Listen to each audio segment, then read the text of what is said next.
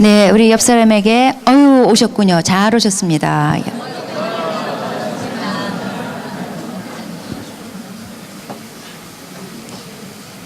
네, 이런 날 오는 건 특별한 은혜예요, 또. 네. 자, 오늘 하는 말씀 빌립보서 2장 12절, 13절 말씀입니다. 두 절인데 같이 한 목소리로 읽어보도록 하겠습니다. 어유, 빠르셔요? 급하세요? 네, 읽겠습니다. 시작. 그러므로 나의 사랑하는 자들아, 너희가 나 있을 때뿐 아니라 더욱 지금 나 없을 때도 항상 복종하여 두렵고 떨림으로 너희 구원을 이루라. 너희 안에서 행하신 이는 하나님이시니 자기의 기쁘신 뜻을 위하여 너희에게 소원을 두고 행하게 하시나니. 네, 소원. 많은 사람들이 좋아하는 단어입니다. 설레게 만드는 단어입니다. 예, 오늘 말씀 소원자가 들었기 때문에 왠지 기분 좋아지는 말씀입니다. 너희에게 소원을 두시고 행하게 하신다. 그러면 지금 내 안에 있는 소원 하나님이 두신 거구나. 할렐루야. 그리고 무슨 소원을 가져볼까? 주식 부자가 될까? 땅 부자가 될까? 어떤 소원을 가져볼까? 막 이런 것을 기대하신다면 제가 오늘 싹 밟아드리겠습니다. 자, 오늘 읽은 이 본문도 많이 오해하고 오용되고 있는 구절 중에 하나입니다. 내게 있는 소원, 이거 하나님의 뜻이 아니겠는가? 라고 선뜻 이렇게 쉽게 생각한다면 여기 오해일 수 있습니다. 그냥 자기 인간적인 생각에 불과한 건데 그걸 하나님의 뜻으로 생각한다거나 그냥 자기 야망에 불과한데 그걸 하나님의 비전으로 합리화하는 오용이 바로 이 말씀 통해서 많이들 일어나고 있는 것 같아요. 로마서 8장 7절에 보면은 그리스도인들 안에 두 종류의 생각이 있다고 합니다. 하나는 육신의 생각이고 하나는 영의 생각이래요. 즉 육신의 생각이 있고 성령님의 생각이 예수 믿는 사람 안에는 두 개가 들어있다고 말씀하고 있어요. 그래서 이 두 가지가 우리 안에 공존하고 있기 때문에 잘 구별하지 않으면 헷갈려요. 실수합니다. 그래서 이제 어떤 형제는 저한테 한 너댓 번을 찾아왔어요. 제 안에 소원이 생겼습니다. 그 자매에 대한 마음을 하나님 주시는 것 같습니다. 하나님이 한 명만 주셔야 맞는 건데 너댓 번을 연장으로 그냥 너댓 번을 찾아와서 어떻게 생각하시는지요? 예. 그래서 저도 너댓 번을 리젝트 하느라고 아주 힘들었어요. 아마 또 6번째 또 찾아올 것 같아요. 물론 하나님께서 내 안에 소원을 두시고 우리에게 기도하게 하시고 그리고 이루시는 경우가 있습니다. 그런데 내 안에 있는 소원이 하나님의 소원과 일치하지 않는 경우도 참 많아요. 대표적으로 다윗이 참 하나님의 사람 아니었습니까? 기도 많이 하고 정말 예배의 사람이었어요. 그랬던 다윗이 마음에 하나님의 성전을 건축하고 싶다는 아주 좋은 소원이 생겼어요. 추진하려고 했는데 하나님이 딱 막으셨습니다. 그건 하나님의 뜻이 아니다. 네 소원은 참 선하긴 하지만 하나님 통 것은 아니다. 그래서 다윗은 성전을 짓지 못하고 성전 지을 재료만 잔뜩 준비해다가 아들 솔로몬에게 물려주고 자기가 그토록 하고 싶었던 것은 아들이 이뤘어요. 그러니까 우리에게 아무리 선해 보여도 하나님을 위하는 것 같아도 여러 가지 좋은 이유가 있어도 어떤 거는 또 하나님의 소원이 아닌 하나님 통 것이 아닌 그런 것도 있기 때문에 잘 분별이 필요합니다. 근데 어쨌든 오늘 이 본문은 말씀하시기를 하나님이 우리에게 소원을 두고 행하신다는 거예요. 무엇을 위해서? 자기의 기쁘신 뜻을 위하여. 자, 이 앞절 12절에 보면은 구원을 이루라고 했어요. 구원을 이루라. 이것이 노력해서 구원을 따내라. 그것이 아니라 구원받은 사람들은 구원받은 이후에 예수님을 닮아가도록 점점점 변화받도록 노력해야 된다. 그 뜻이라고 우리 지난 시간에 말씀을 나눴습니다.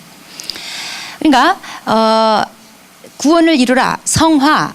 이게 하나님의 기쁘신 뜻이다를 오늘 23절을 통해서 다시 한번 밝혀주고 있는 거예요. 우리가 변화받는 거, 점점 예수님의 형상을 닮아가는 거, 성화되는 거, 이것은 명백한 하나님의 기뻐하시는 뜻이다. 이것을 알 수 있습니다.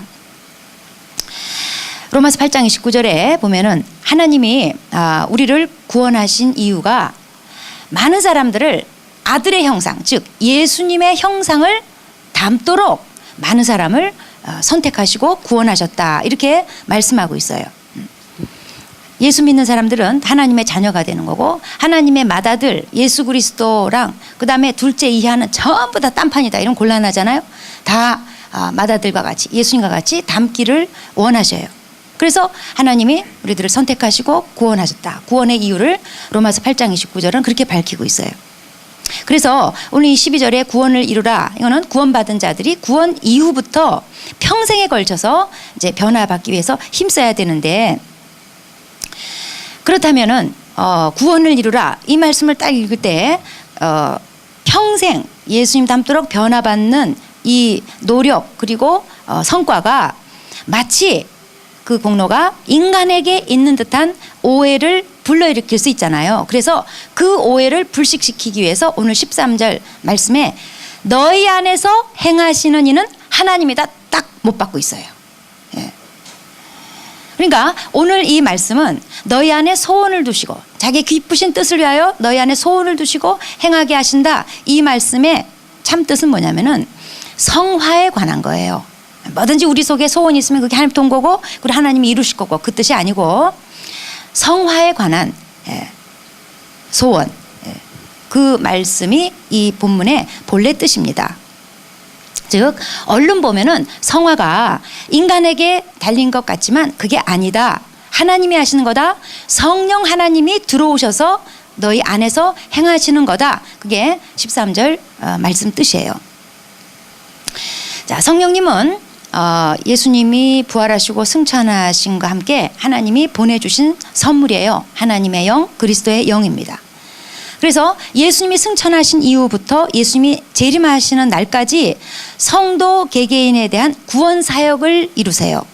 그리고 거기서 안 끝나고 성도 개개인을 향해서 성화 사역을 계속 지속적으로 해나가세요. 자, 구원 사역. 하나님 말씀이 깨달아지도록, 예수님이 믿어지도록, 예수님의 대속 사역이 각 개인에게 적용되도록 예수님은 그 일을 이루셨죠. 그것이 각 개인에게 적용되는 이 연결고리가 바로 성령 하나님의 사역이에요. 인간은 절대로 자기 스스로 하나님을 선택할 수 없어요. 그 누구도 나는 종교를, 기독교를 선택했다. 그거는 앞에 하나님 하신 일을 전혀 모르고 그건 띄워놓고 그냥 자기 입장에서 하는 얘기지, 인간은 절대로 자기 스스로 하나님 선택할 수 없습니다. 예수가 믿어지지 않습니다. 왜냐하면 에베소 2장 말씀해 보니까 인간은 죄와 허물로 죽었대요. 시체란 말이에요. 시체가 뭘 할 수 있겠어요? 뭘 선택할 수 있겠어요? 뭐가 깨달아지겠어요? 시체는요, 누군가가 밖에서 뭔가 살려주는 기적이 있지 않고서는 그 시체는 절대로 아무것도 할 수 없어요. 깨달아지지도, 뭐 선택할 수도, 행동할 수도 할 수도 전혀 없어요. 살려주는 기적, 하나님 외에는 할 수 없어요. 시체 같았던 우리에게 하나님이 성령을 보내셔서 말씀이 깨달아지고 예수가 믿어지도록 밖에서부터 기적을 베푸셨기 때문에 어느 날 내 편에서 보니까 내가 꼭 믿은 것 같고 내가 꼭 하나님을 선택한 것 같이 보이는 것 뿐이에요. 이렇게 구원 사역은 절대적으로 성령님의 사역입니다. 뿐만 아닙니다. 구원 이후에 예수님을 닮아가는 삶, 성령의 열매 맺는 삶도 성령님이 시작하시고 이루시는 거예요. 성령님이 주도하시는 거예요. 생각해 보세요. 내가 어쩌다가 이런 사람이 됐을까? 어쩌다가 30대 이스라엘 목수를 내 구주로 믿게 됐을까? 이거 어쩌다 이렇게 된 거예요. 어쩌다가 주말에 자빠져 자지 않고 교회 나와 있을까? 이 황금 연휴에 직장인들 보니까 목요일날, 아니 목요일이요? 금요일날 하루 휴가 내가지고 지금 6일을 거의 뭐 1년 휴가 6일을 그냥 연장으로 지금 놀잖아요. 논다기보다 그냥 쉬시는 거죠. 네. 이 황금 연휴 한복판에 지금 들로 산으로 해외로 뭐 어디로 나가지 않고 이 황금 연휴 한복판에 어떻게 예배당에 와서, 여러분 지금 도대체 어떻게 된 거예요? 어쩌다 이런 사람이 되셨어요? 사람들은 나를 불쌍히 보고 나는 사람들이 불쌍하고 왜 나는 그들과 다른 길을 가는 것일까? 어쩌다 이렇게 되신 거예요? 저는요 요새 이렇게 보면 세상에 아무것도 부러운 게 없어요. 믿거나 말거나 아무것도 가지고 싶은 것도 없고 가보고 싶은 것도 없고 뭐 되고 싶은 것도 없고 아무런 뭐 그런 소원이 아무것도 없어요. 이거 보통 우울증 환자들이 가지는 태도인데 우울증과 저와의 차이점은 저는요 기뻐요. 그리고 소망이 있어요. 그리고 밝잖아요. 제가 박미래가 박씨 리을 기억 성이 박미래 밝잖아요. 활력이 있잖아요. 밤에 잘 땐 저는 항상 내일이 기대가 돼요. 할 거 없어도 내일이 기대가 돼요. 무슨 프로젝트가 있거나 뭐 엄청난 뭐 약속이 되고 그런 거 없어도 그냥 저는 잘 때 내일이 막 기대가 되고 아침 되면 저녁이 기대가 되고 이게 저와 우울증 환자의 차이점이에요. 그런데 이 세상에서는 딱히 뭐 되고 싶은 것도 하고 싶은 것도 뭐 갖고 싶은 것도 뭐 가보고 싶은 것도 먹고 싶은 건 조금 있어요. 저는 천국 가면 정말 티라미슈랑 뭐 이런 거 그냥 정말 마음껏 먹고 싶어요.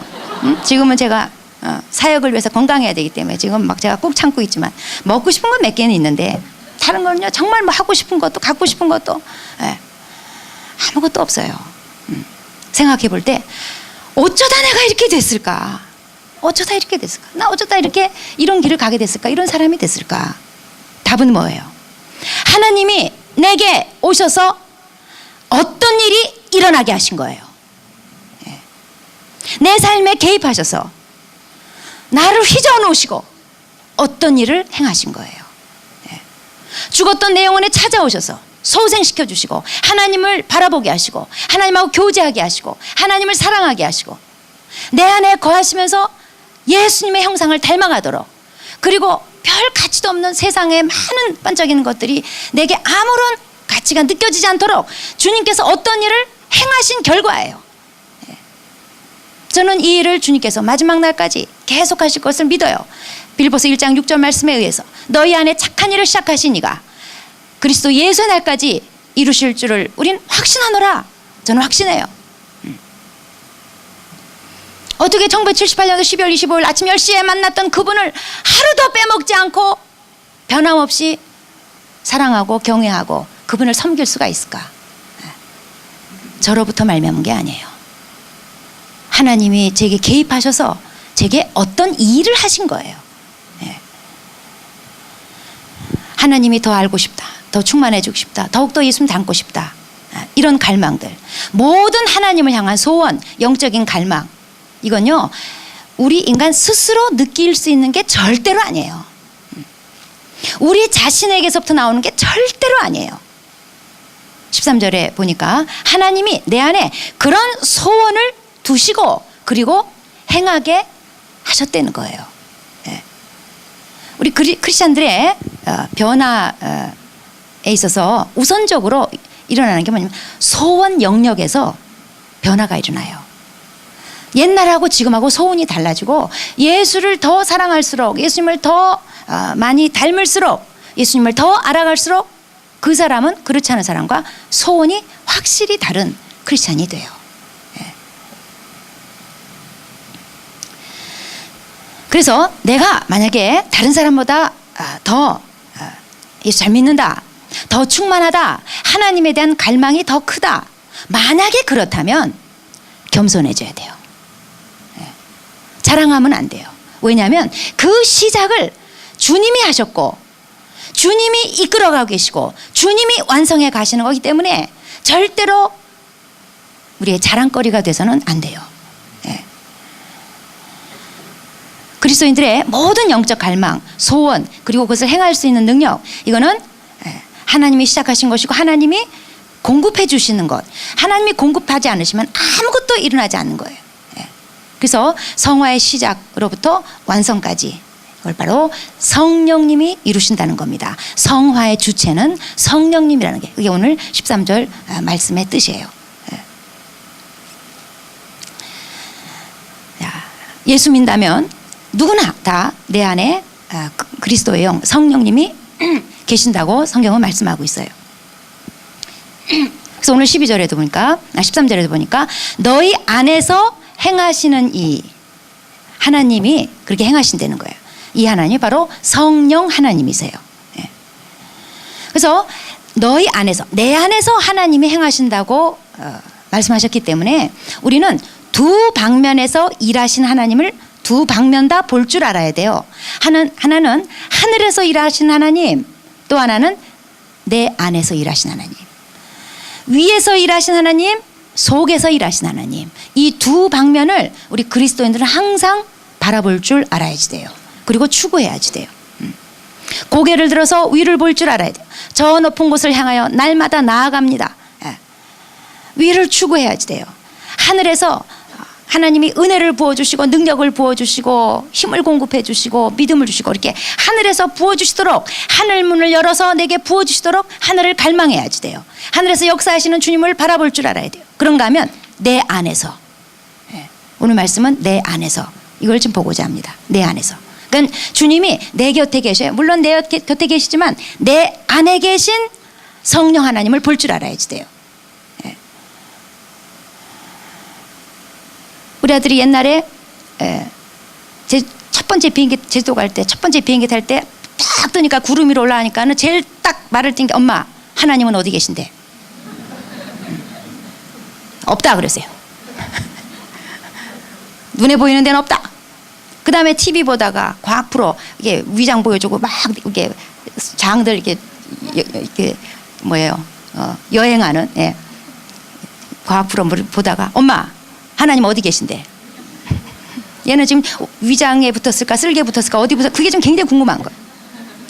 아주 영적인 아들이었어요. 그때만 해도 굉장히 주님은 어디 계실까? 하늘에 계실까? 내 안에 어디 계실까? 자, 하나님은 하늘에서 일하시고 내 안에서 일하셔요.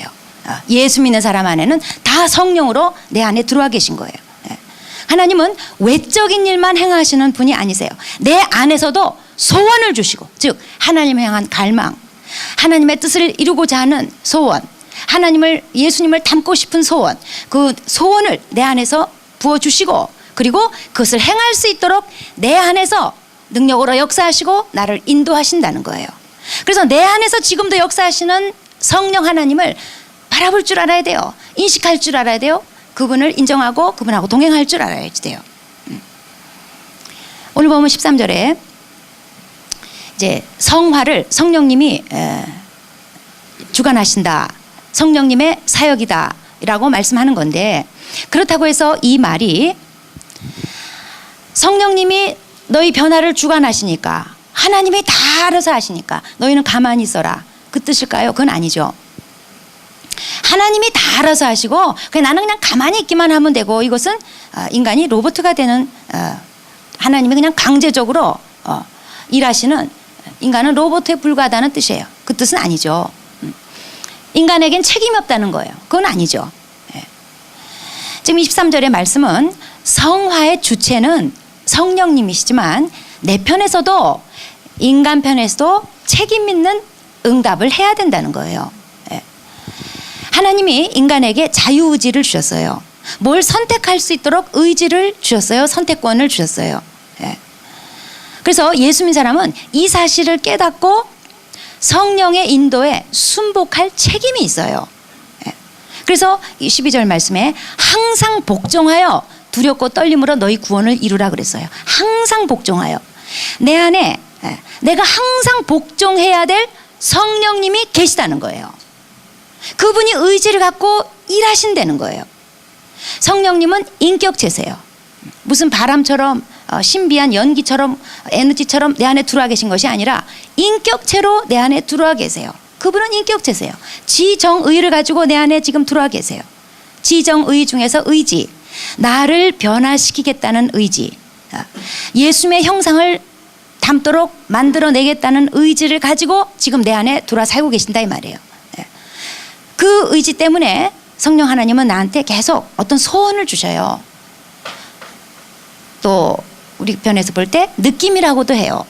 감동이라고도 해요. 그리고 성경 말씀을 주셔요. 어떤 말씀하셔요. 성령님은 인격체시기 때문에 나를 인격적으로 대접하세요. 내 의지를 존중하신다 이 말이에요. 그러니까 내가 내 안에 계신 성령님을 대접해드리면 그분은 대접을 받으시고, 무시하시면 무시당하시고, 내가 싫다 그러면 거절당하시고, 내가 그분을 묻어두면 묻혀 계세요. 나를 인격적으로 대접하기 때문에. 반면에 악한 영은 그렇지 않아요. 이게 악한 영과 성령의 차이점이죠. 악한 영, 예를 들어서 귀신 들린 자는 귀신이 그 사람의 인격 그까짓 거 없습니다. 존중하지 않습니다. 그 사람을 대접하지 않습니다. 그 사람을 지 마음대로 컨트롤해요. 그냥 강제적으로 끌고 다녀요. 그래서 성경에 보니까 귀신 들린 자가 물에도 들어가고 불에도 들어가고, 그게 자기 마음이에요? 귀신 마음이지. 그냥 아무 때나 물에다 쳐박고 불에다가 쳐박고, 귀신 지 마음대로, 그냥 남의 시선이고 뭐고 뭐 인격이 뭐 없어요. 그냥 막 쪽팔리는 행동 그냥 마음대로 그냥 괴성 지르고 지멋대로 해요. 옛날에 90년대 캐나다 토론토에서 소위 토론토 블레싱이라는 게 일어났어요. 부흥이 에어포트 처치에서 일어나가지고 전 세계에서 막 주목하면서 화제거리가 됐어요. 그래서 막 너도 나도 떼거지 같이 거기에 몰려가지고 성령이 하시는 일들을 보고 그랬는데, 좀 아쉽게도 좀 살짝 조금 극단적으로 좀 좀 가지 않았나 싶어요. 그 저도 또 가만히 있을 수 오냐 이래가지고 갔죠. 기어갔어요. 가서 조금 놀랐어요. 제가 성령의 역사를 부인하고 이런 건 아닌데, 그 좀 일부 조금 극단적인 모습들을 봤어요. 막 거기 막 이게 막 짐승 소리부터 막 내고요. 막 늑대 소리, 여우 소리, 그냥 성령의 역사라며, 불 받았다며. 어떤 그 목사 사모님이 나와서 잠깐 간증을 하셨는데, 이분은 어떤 은혜랄까 뭐를 받았냐면, 이게요, 성령 임하면요 막 고개를 흔들어요. 제가 지금 흔들면 머리가 다 흐트러지기 때문에 흔들 수는 없어요. 똑같이 날 수는 없어요. 근데 이 끝에서 저 끝까지 그냥 180도로요 고개를요, 사람의 힘이 아니에요, 막 돌리면서 자기를 막 이제 한참 자제했다가 그 다음에 한마디 하고, 조금 있으면 그분이 강림하시면 또 고개를 또 막 흔들어요. 그러면서 그때 간증하고, 자기에게 성령이 이렇게 임하시니까 때도 시도 없이 그냥 아무 때나 이런다. 좀 굉장히 혼란스러웠어요. 성령님이 정말 이렇게 머리를 쥐어 흔드는 성령님이실까? 그건 조금 좀 그래요. 옛날에 이제 우리 교회 잠깐 있었던 자매가 이제 좀 약간 귀신이 역사하는 자매가 있었어요. 그 제가 굉장히 주의를 많이 줬는데 말을 엄청 안 들었어요. 그러다가 이제 저한테 하루는 편지를 이따만하게 한 7장 넘게 한 거의 10장 가까이, 그걸 어떻게 썼는지 하여튼간에 거의 성경 전서처럼 이렇게 써가지고 성령님이 너희 목사님이 갖다 주라고 하셨다 그러면서 이제 저한테 가져와서요. 뭐 읽어보나 마나인데 그래도 읽는 신용이라도 제가 앞에 이제 한 페이지 한 반 페이지인가 정도 읽었어요. 그럼 하여튼 말 같지도 않은 소리, 이상한 소리 막 이제 썼는데, 그래서 이걸 어떻게 쓴 거냐고 그랬더니, 성령님이, 목사님이 말씀을 안 들으니까 성령님이 자기를 시켜서 편지를 써라. 그래서 펜을 딱 잡았는데 막 성령님이 손을 막 이렇게 하시더래. 그래가지고 자기가 성령이 감동하시는 대로 막 쓴 거지. 자기 내용은 자기하고 상관없고 자기는 책임이 없고, 하여튼 주님이 주신 말씀이니까 읽어보시라고. 그러면서 막 반성경적인 막 그런 막 얘기들이 막 거기 한가득 써 있어요. 그래서 그 내용 중에 하나가 어떤 남자랑 결혼하라는, 근데 그 남자로 말할 것 같으면 자기가 지금까지 그 사람을 사기꾼이라고 계속 저한테 교회에서 쫓아내라고, 사기꾼이니까 하나님 말씀하셨다고 그랬던 사람을 그날은 또 거기 보니까요, 그 사람이랑 결혼을 했다면서 자기는 별로 그런 마음이 없는데 주님이 시켜서 자기는 뭐 어떻게 해야 되나, 결혼을 해야 되나, 어떻게 해야 되나, 막 절대로 그럴 리 없으니까 걱정하지 말라고 제가 안심을 시켰어요. 성령이 시켰다면서요. 그냥 한밤중에 일어나가지고 머리 풀고 휘파람 불고 막 다니고. 자기 의지가 그런 게 아니래요. 자기는 그러고 싶지 않았대요. 자기가 그러고 싶지 않았는데 그러면 그거는요, 의심해 봐야 돼요. 더군다나 그렇게 야만적이고 쪽팔리는 행동들은 제가 보기에는 우리 온유하신 성령님은 그렇게 하실 것 같지 않아. 아니에요. 그거는 악령의 역사예요. 성령님은 인간 의지에 의해서 얼마든지 무시되기도 하고 존중되기도 해요. 이게 우리에 대한 인격적인 대접인가 하면 이게 또한 주의할 점이에요. 그래서 데살로니가전서 5장 19절에 성령을 소멸하지 말라 이런 말씀을 하셔요. 성령을 소멸하지 말라. 이 말씀 뜻은 내 안에 성령님이 들어와 계시는데 내가 거부하면 성령님이 떠나가시는가, 또는 내가 죄를 많이 짓고 교회 안 다니면 성령님, 예수 믿고 성령님 들어오셨던 그 성령님이 떠나가시는가. 성령님이 처음에는 막 공처럼 이따만하게 들어왔다가 내가 신앙생활 시원찮게 하면 콩알만해졌다가 좁쌀만해졌다가 나중에 소멸되는가. 그런 뜻이 아니에요. 성령을 소멸하지 말라. 한 번 내주하신 성령님은 영원히 함께 영원토록 가는 게 그게 성령님의 속성이에요. 성령님이 없어지고 그런 뜻이 아니에요. 인간이 없앨 수 있고 그런 게 아니에요. 이 말 뜻은 성령님의 사역을, 성령님의 역사를 소멸하지 말라 그 뜻이에요. 성령님의 사역, 성령님의 역사. 그러니까 성령님은 예수 믿는 사람에 들어오셔서 제일 주된 사역이 뭐냐면 그 사람을 예수 그리스도 날까지 계속 변화시켜가는 거. 이것이 성령님의 최고의 사역이에요. 그래서 내 안에 들어오셔가지고 계속 감동을 주시고 말씀을 주시고 인도하셔요. 내 안에 기도해야 되겠다, 그런 감동을 주셔요. 지금 이 말씀, 이 상황에서 나 좀 순종해야 되겠다, 그런 감동을 주셔요. 그 사람을 용서해라, 이런 감동을 주시고, 헌금해라, 감동을 주시고, 그 사람을 축복해라, 이런 감동을 주셔요. 그런데 이렇게 하실 때 보통은 세미한 음성으로 내가 감지하려고 노력해야 느껴지는 그런 세미한 수준으로 보통 역사하세요. 전류도 살짝 흐르면은 약이 되는데, 치료기가 되는데, 세게 흐르면 어떻게 돼요? 감전돼 죽어. 그래서 보통 성령님의 전류가 치료기 정도 세미하게 내가 감지하려고 해야 느껴지는 수준. 그러다가 아주 가끔은 강하게 하실 때도 있어요. 그런 걸 우리가 소위 강권적으로 뭐 어떻게 하셨다, 이런 표현을 쓰죠. 그렇지만 막 강제로 막 나를 막 사로잡아가지고 내가 원래는 오늘 교회를 안 오고 거기를 가려고 그랬는데 성령님이 나를 강권적으로 사로잡더니 거꾸로 뒤로 이렇게 가지고 털쳐도 주저앉혔는데 보니까 교회 와서 앉아있고, 그런 거 없어요. 그냥 마음에 야, 너 그래도 교회 가야지, 싫어요, 그러면 그만이에요. 그러다가 이제 조금 세게 역사하시면 강권하셔. 안 가면 막 좀 불안해지고 그냥 죄송해지고 그냥 막 뒷골 땡기고 막 뭐 누가 날 잡아갈 것 같고, 좀 이게 강권적인 역사라 그래요. 그런 거지 강제로 잡아다가 헌금하기 싫은데 말이죠. 갑자기 손이 막 이게 막 주머니로 가더니 원래 1,000원짜리 끊으려는데 막 이게 막 10,000원이 막 이건 또 뭔 역사, 왜 10,000원짜리가 나오는 거야 지금. 그러지 않아요. 자, 성령을 소멸하지 말라. 이 말씀이 얼마나 중요하면요, 여러분 요 앞절에 굉장히 유명한 말씀이 있어요. 데살로니가전서 5장 16에서 17절 말씀, 18절 말씀. 항상 기뻐하라, 쉬지 말고 기도하라, 범사에 감사하라. 그 다음에 나오는 말씀이 성령을 소멸하지 말라예요. 그러니까 위에 3절만 외우면 안 돼요. 바로 다음에 나와요. 우리는 소멸할 거는 소멸 안 하고, 에베소 6장 16절에 보면요, 악한 자의 불화살을 소멸해라, 분명히 말했어요. 악한 영이 우리한테 불화살을 탁 당겨요. 그냥 막 죽어버려라. 하나님 너 사랑하지 않는다.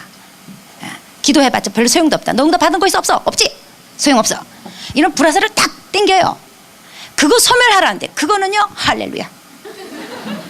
예수 이름으로 막 영접하고. 그리고 정작 소멸하면 안 되는 거, 성령님은요 얼마나 잘 소멸하는지. 성령의 세미한 음성, 세미한 감동, 이런 거냐, 에이 시끄러, 가만히. 갈라디아서 5장 16절에 성령을 쫓아 행하라, 그리하면 육체의 욕심을 이루지 아니하리라 그랬어요. 자, 육체의 욕심, 우리 안에 육신의 소원이 있다는 거예요. 근데 이거는 하나님을 기쁘시게 하는 소원이 아니에요. 항상 이 두 가지 소원이 있어요. 끊임없이 이 두 가지 소원이 우리 속에서 싸워요. 예. 하나님이 주신 소원 그리고 육신의 소원. 근데 보통 육신의 소원은 워낙 힘이 있어요. 목소리가 커요. 그리고 달콤해요. 성령을 쫓으려고 하지 않으면 항상 이 육신의 소원이 이겨요. 예. 하나님의 주신 소원은 내 안에서 내가 성령님을 대접하고 성령님이 소원을 가지고 내 안에서 일하고 계신 것을 내가 인정하고 귀 기울이고 항상 복종하려는 태도를 가질 때 성령의 소원을 쫓게 돼요. 이것이 성령을 쫓아 행하는 삶이에요. 기도하라, 이게 기도하고, 교회 가라, 교회 가고, 순종하라, 순종하고, 용서해줘라, 용서하고, 축복해라, 축복하고, 사랑해라, 사랑하고. 예. 모든 순종에는 때가 있습니다. 지나가고 나면 성령을 소멸하고 무시하고 지나가 버리면 그만이에요. 예수님의 제자들이 겟세마네에서 예수님이 꼭 기도하고 있어라, 기도해라 하고 3번이나 왔다 갔다 했는데 전부 다 자빠져 잤어요. 네. 그 결과 뭐예요? 예수님이 십자가 전부 다 도망가기 주랭랑 쳤어요. 아니요, 생각할 때 두고두고 생각할 때 정말 화끈거리는 창피한 일들을 저지르고 말았어요. 모든 순종에는 때가 있어요. 지금 내게 들려주시는 하나님이 감동 주시는 느낌, 말씀, 하나님의 음성, 하나님의 인도 이런 것들이 보통 작게 오는데 이거를 묵살해버리고 밟아버리면 순종의 때를 놓치는 거예요. 나중에 결과는 굉장히 커져요. 그래서 내 안에 지금도 소원 두시고 일하시는 성령님께 우리가 관심 가지고 인정하고 대접해드리고 귀 기울이고 항상 복종하여 두렵고 떨림으로 변화받읍시다. 네, 기도하시겠습니다.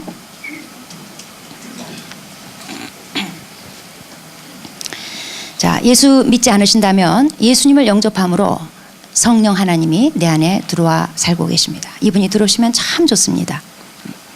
예수님을 영접하시고 홀로 살지 마시고 예수님과 함께 그리스도 영과 함께 더불어 사시고 영생 얻으시기 바랍니다. 또 예수 믿는 여러분, 내 안에 성령 하나님이 지금 들어와 살고 계신 것을 믿음으로 바라봅시다. 그래서 우리는 위를 바라볼 뿐 아니라 또 내 안에서 일하시는 성령님을 볼 줄 알아야 돼요. 성령님께 귀 기울이고 그분의 인도에, 그분의 말씀에 우리가 세밀하게 듣고 순종하는 그런 삶을 삶으로써 우리는 날마다 예수님의 형상을 담는 변화의 삶을 살게 됩니다. 또 묵살할 때 나중에는 굉장히 큰 격차가 벌어지고 큰 어려운 일을 겪게 됩니다. 그래서 이 시간에 고백하겠습니다. 하나님, 이제 내 안에 소원을 두시고 행하시는 성령님을 인정합니다. 그리고 귀 기울이겠습니다. 교제하겠습니다. 사랑하겠습니다. 그리고 순종하겠습니다. 항상 복종하는 삶이 되도록 주여 도와주십시오.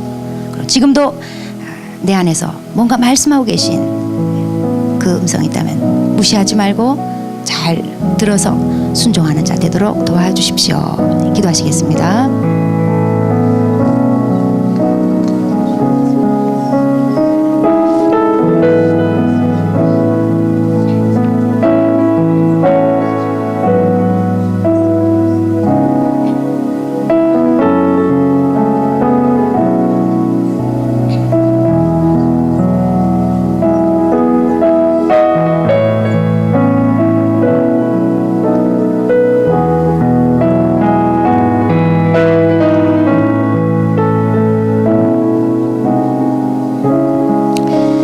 감사합니다. 우리를 고아와 같이 버려두지 않으시고 내 안에 성령 하나님으로 들어오셔서 나와 더불어 먹고 마시고 또 내 삶을 지도하시고 인도하시고 또 보호하시고 그리고 변화시켜 나가시는 주님 감사드립니다.